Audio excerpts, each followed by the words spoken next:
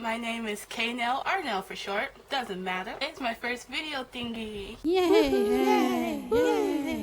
Yay! Yay! Mario! I'm here to tell you stories from my past, future, but more importantly, present life. And some of you can relate, some may not. It's okay. By the end of the day, you'll all be laughing at my pain. Go ahead, laugh. Or not, don't laugh. So let's start.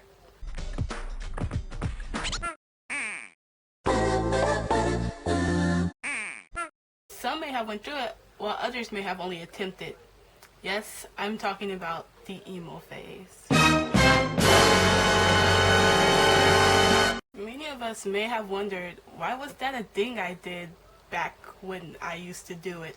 Or, that's so lame, I can't believe I did that. But back then, we didn't seem to think that was lame. We thought that was the coolest thing ever. And it pretty much was. Whatever the urge may have been to attempt being emo, there are 3 possible reasons behind these actions.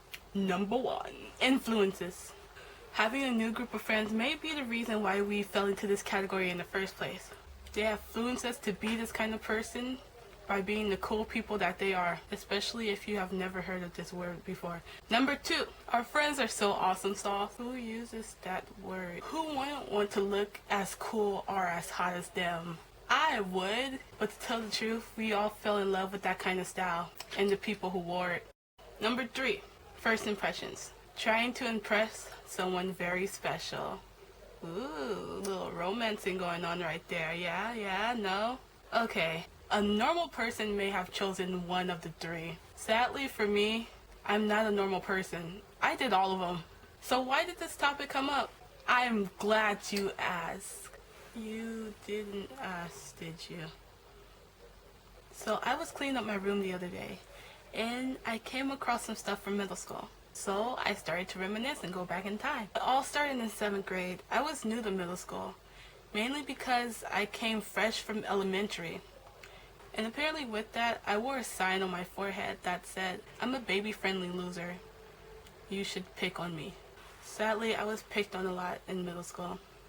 I couldn't help it if I was too friendly and acted like a baby-friendly, clumsy tween dingy. They were just jealous of me because I was friendly and they started the violent thug life of puberty. I mean, they were just like me, but heartless. I mean, different. Very different. Moving on. I became friends with this girl, whose name shall be changed to Tiffany. I admired this Tiffany style down to her popularity. I wanted to be just like her. So I asked her what was her style because it was something new to me. I never seen it before. She told me she was emo. Not knowing the proper definition or the word in general, I replied as if I was Google. "Did you mean Elmo?" She just stared at me like, so being the awkward person that I am, I continued. "You know Elmo, the little red monster. La la la la la la. Elmo's world." After the awkward silence, she continued explaining. She told me in order to be emo, I had to think about life more often, write poetry, listen to music, wear black. So I thought to myself, I could do this. I could be emo. Psh, my skin's already black. I'm halfway there. I was really contemplating this emo thing until she told me this. "You also have to cut yourself." So instead of stopping thinking like a normal person, I wanted to be like her so bad. So I was willing to do anything. But I didn't properly think this through. So I went by my friend's advice and went into the kitchen for my first step.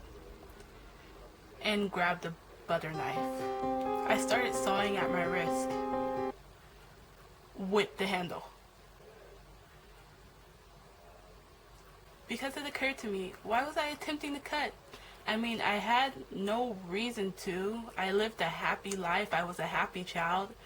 I was way too happy to cut. But the most important thing was I didn't want to get caught, especially by my mom. So disregarding that step, I moved on to the other 3. Now it's emo journal time. One of the things I found when I was back in middle school was my emo journal, and I'll show you that. Just understand that when I was in 7th grade, I was a very weird and strange child. Today, Tiffany told me how to be like her, so I followed her instructions. She told me to flatten my bangs, which kind of got poofy. So I put some gel on it, and it became girly. Oh no, sad face. Moving on to step 2, I was told to put on eyeliner, but I'm not allowed to wear that. My mom said I would turn into an ugly monkey and die. So I wore a mask. I think it's equal. It's great. So now I'm officially emo. Yay! I get to be a happy emo person. And now I get to be best friends with my friend Tiffany. Emo besties. We get to run around the sunset just being emo together. The end. So yeah, once I found out what it meant to be truly emo, I gave up on that phase and moved on to being my own person.